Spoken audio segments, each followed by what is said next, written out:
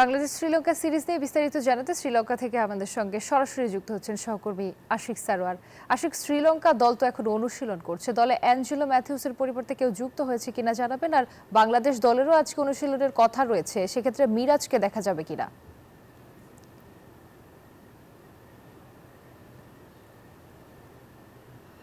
ধন্যবাদ রুবা। শ্রীলঙ্কা দল ইতিমধ্যে তাদের অনুশীলন সেশনটা শেষ করে ফেলেছে। স্থানীয় সময় সকাল 10টা থেকে তাদের অনুশীলন শুরু হয়ে গেছে। এই মুহূর্তে 12টা 20 এবং তাদের অনুশীলন শেষ হয়ে গেছে। বাংলাদেশ দুপুর 2টায়, স্থানীয় সময় দুপুর 2টা থেকে অনুশীলন করবে। সেখানে নিশ্চিতভাবে মেহেদী হাসান মিরাজ থাকবেন। যেমনটা আমরা দেখতে পেয়েছি, ওয়ানডে দলের স্কোয়াডটা কিন্তু দিয়ে দেওয়া হয়েছে এবং মিরাজ কিন্তু সেই দলের ক্যাপ্টেন। তিনি সুস্থ রয়েছেন।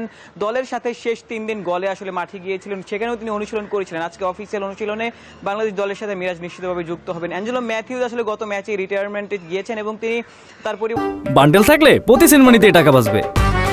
বিকাশ সেনমানি বান্ডেল কিনে জিতুন প্রতি লেনদেনে। রাতনায়কে একাদশে সুযোগ পাবেন আমরা যতটুকু জানতে পেরেছি, এবং বাংলাদেশ দল এই মুহূর্তে টিম হোটেলে অবস্থান করছে, কিছুক্ষণ পরই মাঠে প্রবেশ করবে। আমরা এই মুহূর্তে রয়েছি সেই মাঠের ঠিক পাশে সিংহলীজ স্পোর্টস ক্লাব, সেই ক্লাবে আমরা রয়েছি, যেই ক্লাবের মাঠ যেটি রয়েছে সেখানে বাংলাদেশ দল খেলবে। এখানে কিন্তু বাংলাদেশ দলের বেশ কিছু ক্রিকেটারের কখনোই খেলার অভিজ্ঞতা নেই। একমাত্র ক্রিকেটার হিসেবে মুশফিকুর রহিম রয়েছেন, যিনি এই মাঠে খেলবেন।